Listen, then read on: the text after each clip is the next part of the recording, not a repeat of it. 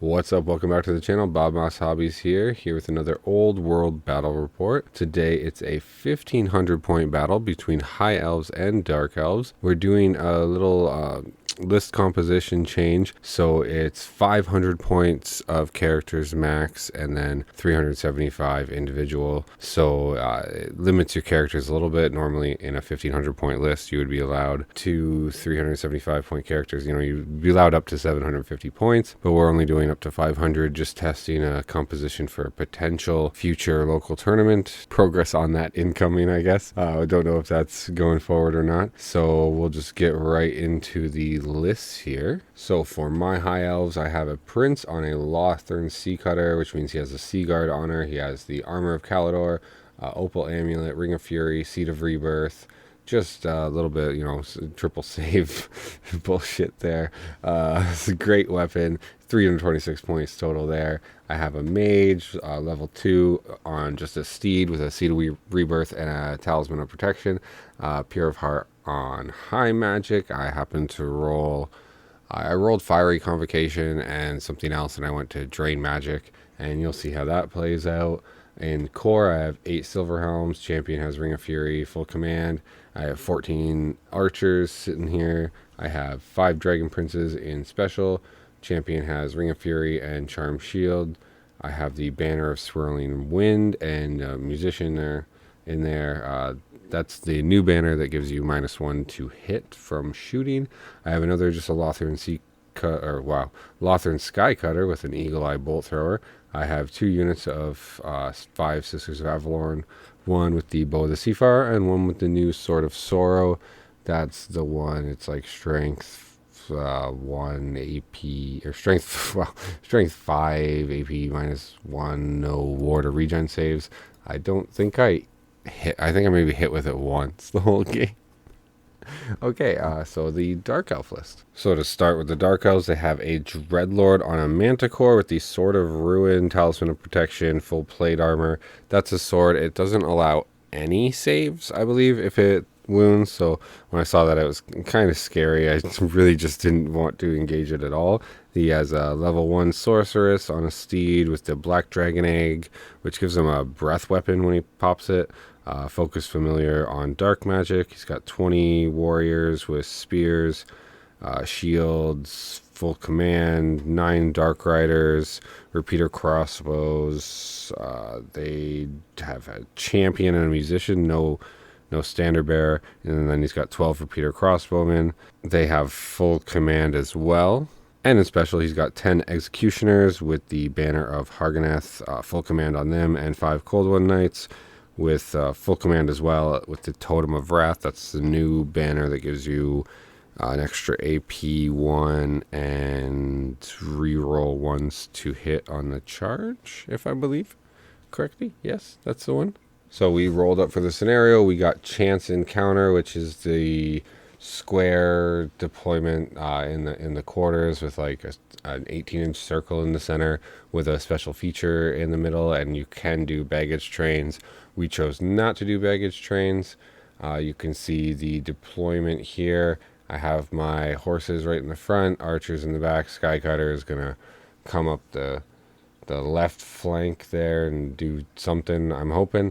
And then he's got all his infantry there facing, making kind of a front line on his right of the special feature, and then his cavalry coming down his left flank with the Manticore support. I believe I got the +1 for the first turn, or no, he got the +1, but I ended up getting the first turn. So let's go into High Elves turn 1. So in turn 1, the Dark Elf Warriors were close enough to roll on the special feature. They ended up getting MR3, which actually did change a decision I made because I got Fiery Convocation. So I cast Drain Magic first thing, got it off. I was out of Dispel range. He didn't get the Faded Dispel. That came into effect really big because it's got a 24-inch range. The level 1, level 2 wizards only have an 18-inch Dispel, so he was just doing Fadeds, trying to beat it straight up on the dice, and he just couldn't get it the whole game, and it really, I don't think, maybe he got 1 spell off. It really affected the magic for the lower levels. Going up, I cast Fiery Convocation into the crossbows. They failed to panic and fell back in good order. And then I shot a couple arrows into the Dark Riders and into the Executioners and picked up, chipped off a couple wounds there. So Dark Elves turn 1. The Warriors were the closest again, I believe. I don't think my Silver Helms were quite close enough. They rolled on the special feature and got Hatred, which is funny because Dark Elves already have Hatred against the High Elves. It ended up happening a lot. We rolled Hatred a lot, which I don't think it ever really came into effect. The special feature was just there for points at the end of the game for us, basically. So they moved forward, failed to cast a Doom Bolt, and then they shot some crossbows from the crossbowmen, obviously, and then the Dark Riders have crossbows as well. They killed a couple of my models. On to turn 2 High Elves, I moved the Sky Cutter into a position it could shoot. On turn 1, I kind of mismaneuvered. It couldn't get shots off. I marched my Prince one up. It's going to charge into the crossbows next turn. This is where I got a little bit cagey. I just mispositioned my cavalry, and I still wanted my mage to get off Fiery Convocation, but I wanted my Dragon Princes to charge. I probably should have just drilled them into marching column and went straight forward, done something stupid. I don't know. I didn't move the way I really wanted to here, and it ended up being really cagey. I cast Fiery Convocation into the Warriors, chipped off, chunked off a bunch of them.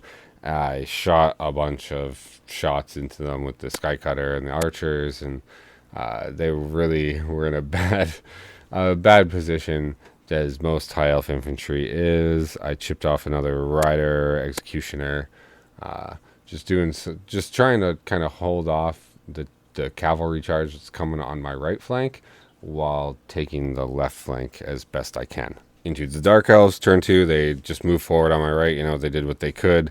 They shot, I think they killed a sister. I kept forgetting evasive. I think I did it once the whole game. But so at this point I've lost 2 sisters. The crossbows actually chipped off a wound or 2 from my Prince on the Chariot. It was kind of frustrated. I wasn't making this. I have triple saves on this guy, and he wasn't making the saves. And I'm pretty sure he failed to cast because of the Drain Magic again. So now turn 3 High Elves, I charge my Prince on the Chariot into the crossbows and finally get into some combat. I move my Dragon Princes finally into the marching column and get them up into the flank of the Warriors there. I move my Helms into a position and my other Chariot into a position where they could actually charge the Warriors and get it off and not get blocked by a special feature. So I ended up getting 3 turns of shooting off into Dark Elves before I really engaged their big block. You can see right here, I think they've only lost 1 so far. Maybe my Fiery Convocation the last turn didn't go off, but this turn it's going to go off, and I'm going to kill a bunch of them, and then that makes the combat a lot easier when I finally charge in on turn 4. Spoilers.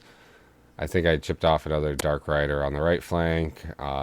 They're just moving up as fast as they can, but I'm playing the Wood Elf style game, I guess, and just backing up into the woods and keeping them at range, trying to chip off wounds and keep my guys alive. And so here, I guess I took a picture at the end of my turn, but before the start of his turn, I had panicked. The crossbows, there was 1 crossbow left alive, so he was fleeing. So I repositioned my Prince on the Chariot. He lost another wound.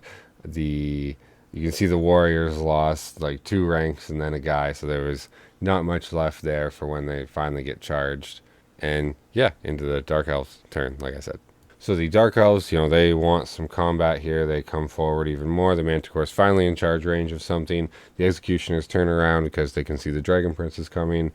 He said, F it, move the Warriors forward to make sure I charged him finally, because I could just, put another round of shooting. The Cold One Knight's turn to come towards the Dragon Princes, but could only, get so far. They're not drilled, so they can't go into marching column and do all that. And yeah, they took a couple, 2 more sisters off, it looks like, but I passed that panic test. And admittedly, I was playing cagey, but it was working towards my advantage at this point. And of course, I forgot to take a picture after the high elf turn 4, so we'll get you caught up on things here. My helms and my sky cutter obviously charged into the warriors, and they killed all but one. That seems to be a trend going on. They overrolled. They both they overrolled. They overran, but they both rolled 9, even with the swift stride, and he rolled like an 11 or something. So the warrior got away. And then the chariot ended up being out in front of the executioners, and the silver helms actually ran right into the side of the building, and I thought that was actually pretty funny. Also in this turn, my prince on the sky cutter moved forward just a little bit to charge into the executioners next turn, and then they fired and killed that last crossbowman. He actually rallied. I think he might have took another wound off me or something. It was really annoying. I just wanted the full points. So I put the crews, they have short bows. The crew has short bows. I shot my 3 short bows into them, took them out. My archers did some spinning to try and shoot at the Dark Riders. And the sisters were shooting in desperation at the Manticore. I think they chipped off 2 wounds, but it definitely wasn't enough. Dark Elf turn 4, the Manticore charges into my sisters. Because of the weird skirmisher rules, only 4 of them get into combat. It doesn't matter because he murders them. The Dark Riders move kind of up the side of the building. The Cold One Knights decide to come this way instead of going towards the Dragon Princes. And the Executioners moved a bit forward as well. The Manticore, I think he actually wiped the whole unit, and then did a restrain and reform to turn and look at my guys. Oh, I'm sorry. The executioners didn't move forward. They actually charged at the sky cutter that was right in front of them, and I chose to be a little wiener and flee from it so that my sky cutter gets turned around. I do end up rallying, doesn't matter there.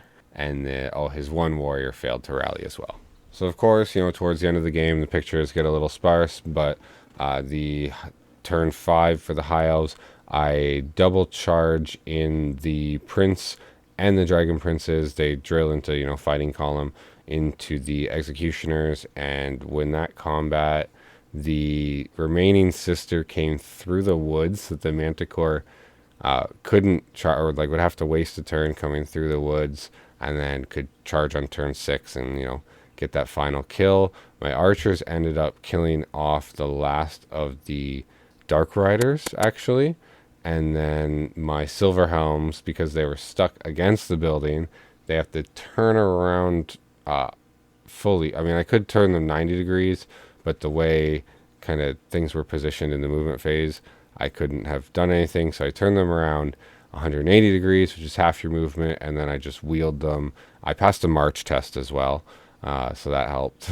So that I wheeled them whatever was left, 8 inches, and they ended up kind of there, so that they could have done something. I don't know. His Cold One Knights were behind the special feature at the end of the turn, and we just called it there, because at best, I think so. My Dragon Princes would have overrun past the building, and then did I get a restrain and reform at the end of the overrun? So then maybe I could be looking at his Cold One Knights. If he's going to put his Cold One Knights kind of behind the building so that my Silver Helms wouldn't be able to see them on turn 6 anyway. At best, I could get like a fiery convocation off at them. I'd just be putting all my shooting into the Cold One Knights as best I could. And there's still the one warrior fleeing, so I'd be trying to pick him off. And I basically would leave the Manticore alone. They could maybe get it's flying, so he could charge into the archers and try and get some points there. But I would have got the special feature, and I believe this map has domination as well. So I probably would have got a bunch of points for the domination. I mean, I did play really, really cagey, which wasn't, it's not the most engaging for the enemy. I'll admit that. But it was, in my mind, it was a practice for a potential tournament. So I was just trying to play at like the highest competitive level I could, which ended up into not the most engaging game. But in the end, I would have won by quite a bit. We didn't calculate the points, but I mean, you could do it yourself if you really feel like it. Thank you so much for watching. Hope you enjoyed. If you are liking the old world content, I got a lot more coming. I'm playing lots of games every week, or trying to every week. I missed one because weather and stuff, and Christmas, holidays, whatever.